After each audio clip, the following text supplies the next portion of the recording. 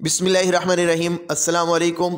गुज़िश्ता 10-12 दिन से एक इशू बहुत ज़्यादा चल रहा है और यूट्यूब के ऊपर उसके टॉपिक पे वीडियोस भी बहुत ज़्यादा बनी है और हमारे जो व्हाट्सएप कम्युनिटी ग्रुप के अंदर लोग हैं वो भी बहुत ज़्यादा मैसेजेस कर रहे हैं, उन वीडियोस का रेफरेंस भी यूज़ कर रहे हैं और हमारी ओपिनियन मांग रहे हैं कि आप इस टॉपिक पे बात नहीं कर रहे हैं।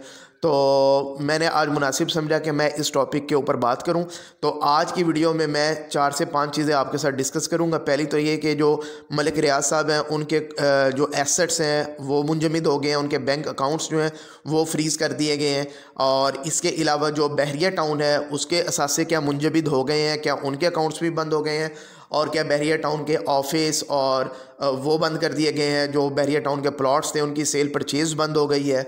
और इसके अलावा जो बहरिया टाउन में जो लाखों लोग हैं कराची से लेके इस्लामाबाद तक जितने भी बहरिया टाउन हैं उनके जो अलॉटीज़ हैं या उन्होंने प्लॉट लिए हुए हैं या लोगों ने घर अपने बना लिए हैं, जो लाखों लोग हैं, तो अब क्या उनके घरों के ऊपर क्या गवर्नमेंट कब्ज़ा कर लेगी और वो बेच के उनकी अदायगियाँ होंगी।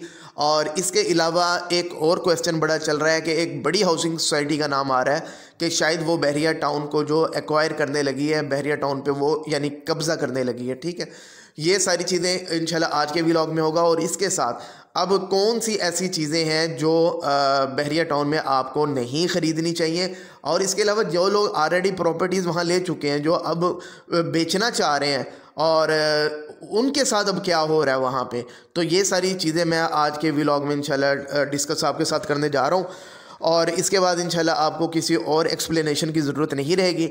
अच्छा, इसके अलावा टॉपिक शुरू करने से पहले एक चीज़ मैं बताना चाह रहा हूँ कि हमारा एक व्हाट्सएप के ऊपर जो चैनल है वो लॉन्च हो गया है और डिस्क्रिप्शन के अंदर उसका लिंक आ रहा है, उसको आप ज्वाइन कर लें। उसका फ़ायदा क्या होगा?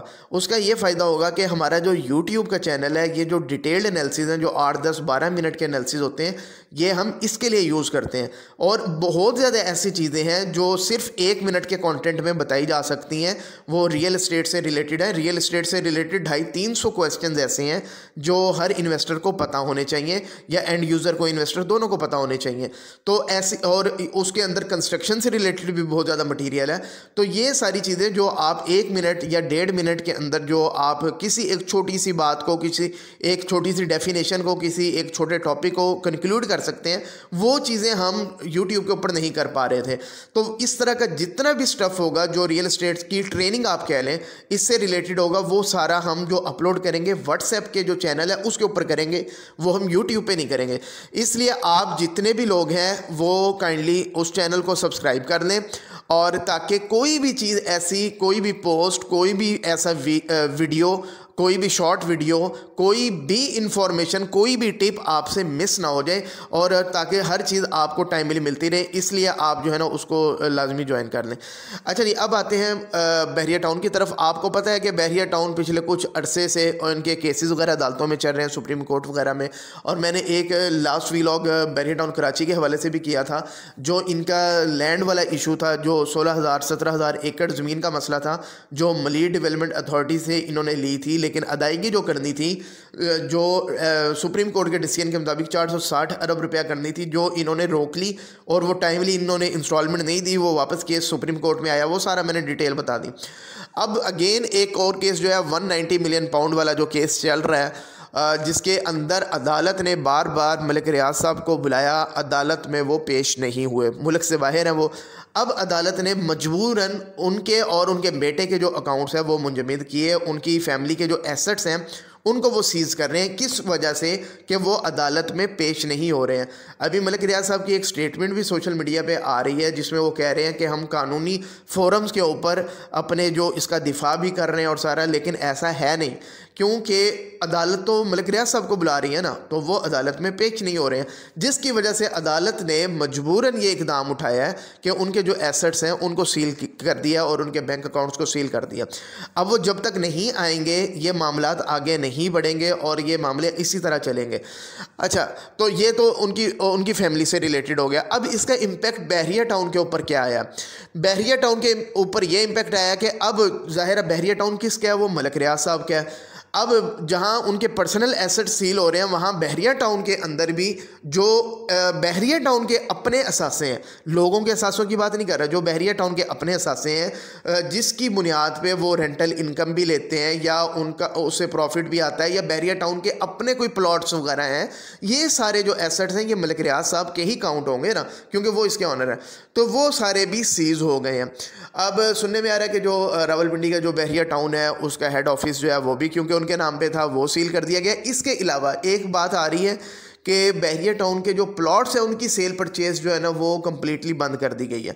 तो यहाँ थोड़ी सी मैं क्लैरिफाई कर दूँ, जहाँ तक मेरी इंफॉर्मेशन है वो ये है कि बहरिया टाउन के ना अपने प्लॉट्स थे जो उन्होंने DHA फेज़ 3 और 4 के अंदर जो उठाए थे, ये रावलपिंडी की मैं बात कर रहा हूँ, तो वो जो सेल परचेज है जो बहरिया टाउन के प्लॉट्स DHA के फेज़ 3 और 4 में थे उनकी सेल परचेज रोकी गई है, ना कि जो बहरिया टाउन के अपने प्लॉट्स हैं, जो लोगों के प्लॉट्स हैं उनकी सेल परचेज बंद हो गई है। ऐसा नहीं है, लोगों के जो प्लॉट्स हैं उनकी सेल परचेज चल रही है, लोग ख़रीद भी रहे हैं, लोग बेच भी रहे हैं। तो ये सिर्फ जो बहरिया टाउन के अपने एसेट्स हैं जिससे वो मुनाफा कमाते हैं और सारी उनकी एसेट्स के अंदर काउंट होता है, ये उसका मसला है। लेकिन अब लोग एक और क्वेश्चन कर रहे हैं कि जितना अब मेंटेनेंस चार्जेस वगैरह लोग पे कर रहे होते हैं, जो लोग वहाँ पे रह रहे हैं, वो हर महीने करोड़ों रुपया इकट्ठा होता है, तो वो किसके, वो भाई आपका पैसा है, ये आप चला रहे हो सोसाइटी को, उसकी सारी मेंटेनेंस है आपके पैसे से हो रही है। ये बहरिया टाउन का एसेट नहीं है, ना ही ये बहरिया टाउन का पैसा है, ये आपका पैसा है जिससे आपका ही ये सारा सिस्टम जो है ना सोसाइटीज़ का चल रहा है। तो इसमें कोई ख़तरे वाली बात नहीं है, आपने मेंटेनेंस चार्जेस जो भी इस तरह के चार्जेस हैं वो आपको देने ही देने हैं और आपको कोई इससे ख़तरा नहीं है। अच्छा, इसके अलावा अब जिन लोगों ने प्लॉट ले लिए हैं, जिन्होंने घर बना लिए हैं, तो उनको भी कोई ख़तरा नहीं है। जिनको पोजेसन मिल चुका है ना, जिनके प्लॉट्स डेवलप हो चुके हैं, उन्होंने प्लॉट ले लिए या ऊपर अपने घर भी बना लिए, ये आपकी प्रॉपर्टी है, आपको किसी तरह का कोई ख़तरा नहीं है इसके अंदर। आप जाते हैं ट्रांसफ़र अपना करवाते हैं, बाकायदा जो FBR का टैक्स है, जो एडवांस टैक्स है वो आप पे करते हो, या आप जब सेल करने जाते हो अगेन दोबारा आप FBR का गेन टैक्स जो है ना वो आप पे करते हो। इसके अलावा जो LDA से अप्रूव या RDA से अप्रूव जो एरियाज़ हैं बहरिया टाउन के, उनके अंदर जो TMA की फीसिस हैं, जो स्टैम्प ड्यूटीज़ हैं, आप वो सारा कुछ पे करते हो ना। तो आपकी प्रॉपर्टी है वो बहरिया टाउन की, वो प्लॉट या वो घर बहरिया टाउन या वो शॉप, वो आपकी प्रॉपर्टी है, ना कि वो बहरिया टाउन की प्रॉपर्टी है। तो इसलिए ख़तरे वाली कोई बात नहीं है।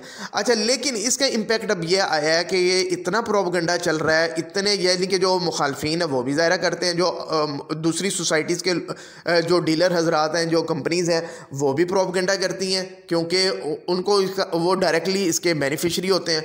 तो अब उसका नतीजा ये हुआ है कि जो प्राइसेस हैं वो नो डाउट कम हो गई हैं। इस वक्त आप बहरिया टाउन कराची की देखें तो बहुत ज़्यादा जो है ना वहाँ पे इफेक्ट आया प्राइसेस के अंदर। इसी तरह जो रावलपिंडी इस्लामाबाद में बहरिया टाउन है उसके ऊपर इम्पैक्ट आया। इवन कि जो लाहौर का बहरिया टाउन है और इसके साथ बहरिया ऑर्चर्ड वगैरह जो है और बहरिया EMC जो है, ये सारे इफेक्ट हुए हैं, इनकी प्राइसेस जो है वो कम हुई हैं। अब बेहतरीन सोल्यूशन क्या है कि आप इन प्रॉपर्टीज़ को फ़िलहाल सेल ना करें, इनको आप होल्ड कर लें। लेकिन अगर आप पैनिक हो के इनको बेचने जाएंगे तो एक नया काम शुरू हो गया। अब वो जो डीलर्स हैं वही पैनिक करना शुरू हो गए लोगों को कि जनाब निकाल दें, ये आगे कोई पता नहीं है हालात क्या होने वाले हैं। उससे क्या हो रहा है, जो इन्वेस्टर था जिसने वहाँ पे कभी अपना घर नहीं बनाना था, जिस जस्ट इन्वेस्टमेंट के लिए उसने लेके रखा था, वो पैनिक होके बेच रहा है। अब बीच में क्या सीन चल रहा है, सीन ये चल रहा है कि मिसाल के तौर पर अगर एक प्रॉपर्टी सेलर जो है वो 80 लाख की बेच रहा है तो प्रॉपर्टी डीलर आगे वो 86 लाख 87 लाख 88 लाख ये कोट कर रहा है मार्केट में। अब ना सेलर बायर आपस में कनेक्टेड नहीं है। अब बीच में जो सारा 6 7 8 लाख 10 लाख का जो मार्जिन है ना वो डीलर निकाल रहे हैं। अब आप कहोगे कि एक डीलर कर रहा होगा तो आप दूसरे के पास चले, जो पूरी कम्युनिटी इकट्ठी हुई है। एक प्लॉट आता है वो पूरी मार्केट के अंदर घूम रहा होता है। जब हर बंदा ही रेट ये दे रहा होगा कि जी आपका 80 से ऊपर बिकना ही नहीं है, दूसरा भी कह रहा है जी 80 के 80 से ऊपर नहीं, तो एट द एंड वो कहेगा जनाब आप मेरा प्लॉट जितने का बिकता है आप बेच दें, वो 80 का बेचेगा। लेकिन जो ख़रीदार होगा वो 80 का या 81 का नहीं खरीद रहा, वो 85 86 87 88 जहाँ वो फंस जाएगा वो खरीद रहा है। तो इस वक्त सूरत हाल ये है कि अगर आपको कोई ज़्यादा ज़रूरत नहीं है तो आप प्रॉपर्टीज़ को होल्ड करें। वो आपका कोई अपार्टमेंट है, वो आपकी कोई शॉप है, वो आपका कोई प्लॉट है या घर है, आप उसको सेल ना करें, अदरवाइज़ आप लॉस के अंदर जाएंगे। अच्छा दूसरी अब सिचुएशन मैं बता दूं, फ़ायदा किसको है? फ़ायदा इस वक्त ओवरऑल, क्योंकि मार्केट डाउन वैसे ही चल रही थी और इसके अलावा ये अब इशू एक चल रहा है, तो जो बायर है, जिनके पास पैसा है, जिनको ऑन ग्राउंड डेवलप कोई चीज़ मिल रही है, वो चुप करके, ये बाइंग टाइम बड़ा अच्छा टाइम है। इसके बाद हालात जब बेहतर होते हैं, चीज़ महंगी ही होती है, तो ये बड़ी अच्छा आपके पास टाइम है। जो ऑन ग्राउंड डेवलप प्रॉपर्टीज़ हैं बैरिया टाउन की, आप वो उठाएं और वो शॉप मिलती है, वो अपार्टमेंट मिलता है, वो घर मिलता है, प्लॉट मिलता है, जो भी चीज़ मिलती है आप उसको बाय कर लें। अच्छा, दूसरा, अब हाई राइज के कई प्रोजेक्ट्स हैं जो इंस्टॉलमेंट के ऊपर चल रहे हैं, क्या उनमें अब इन्वेस्टमेंट करना चाहिए या नहीं करना है? इसमें दो कैटेगरीज हैं। एक तो वो हाई राइज के प्रोजेक्ट जिनके पास अभी प्लॉट ही नहीं है, जो वो बता रहे हैं कि इस जगह पे हमने अपना ये हाई राइज बनाना है, लेकिन आपको पता है कि वो अभी प्लॉट डेवलप ही नहीं हुआ, बैरिया टाउन ने अभी उसका पोजेशन ही नहीं दिया, अभी ना पोजेशन उसका मिला है, और पोजेशन तो क्या, फिर अभी उसका मैप भी नहीं, इसका मतलब है रेडी हुआ। तो आपको ऐसे जो भी प्रोजेक्ट हैं उसके अंदर पैसा इन्वेस्ट करने से आपको अवॉइड करना चाहिए। लेकिन ऐसा प्रोजेक्ट जिसकी जो लैंड है वो डेवलपर ने एक्वायर कर ली है, या वो जिस लैंड पे बनाना चाह रहा है वो जो पोजेशन वाली लैंड है वहाँ पे कोई इशू नहीं है, पूरी डेवलपमेंट कंप्लीट है, और आपको पता है कि ये जिस दिन डेवलपर ख़रीदेगा उसको मिल जाएगी और ऊपर कंस्ट्रक्शन शुरू हो जाएगी, तो ऐसा कोई इशू नहीं है। तो आप वहाँ पे उस हाई राइज के अंदर आप इन्वेस्टमेंट कर सकते हैं।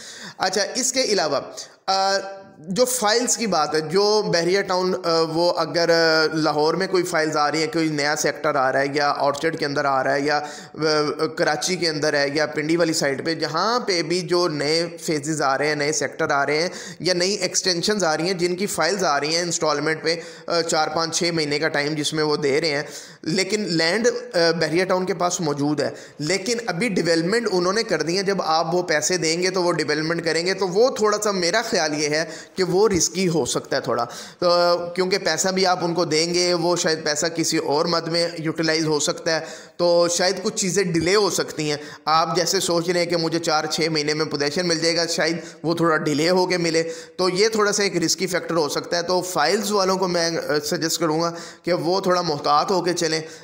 ऑन ग्राउंड अगर आप ले सकते हो तो उसके अंदर आपको मैं 100% रिकमेंड कर रहा हूँ आप करें। तो ये मेरा ख्याल है, मैंने कोशिश की है कि जितने भी क्वेश्चंस थे वो मैंने सारे आपको एड्रेस कर दी हैं, और इसके अलावा जो पोजीशन वाली प्रॉपर्टी है, कोई ख़तरे वाली बात नहीं है। जाएं, अपना मैप अप्रूव करवाएं, घर बनाएं, या प्लॉट अवेलेबल है प्लॉट बाय करें। लोगों की बातों में आने की आपको ज़रूरत नहीं है। फिर भी कोई मसला हो तो मेरा व्हाट्सएप नंबर आ रहा है, आप उस पर जो है ना मेरे से पूछ सकते हैं। और इसके अलावा जो भी कोई मज़ीद अपडेट होगी ना बैरिया टाउन से रिलेटेड, या मज़ीद जो भी रियल एस्टेट की जो भी शॉर्ट वीडियोस की फॉर्म में मैं बता सकता हूँ, वो मैं व्हाट्सएप के चैनल पे बताऊँगा। अगेन मैं बता रहा हूँ, डिस्क्रिप्शन में लिंक आ रहा है, उस चैनल को आप ज्वाइन कर लें। इंशाल्लाह वहाँ पे डेली बेसिस के ऊपर कोई ना कोई कंटेंट हम अपलोड करते रहेंगे। जैसे इस चैनल से आपने 2.5-3 साल से बहुत ज़्यादा बेनिफिट हासिल किए, इंशाल्लाह उस चैनल से भी आपको डेली बेसिस पे बड़ी चीज़ें इंशाल्लाह नहीं पता लगेंगी। उम्मीद है वीडियो पसंद आई होगी। Thank you very much.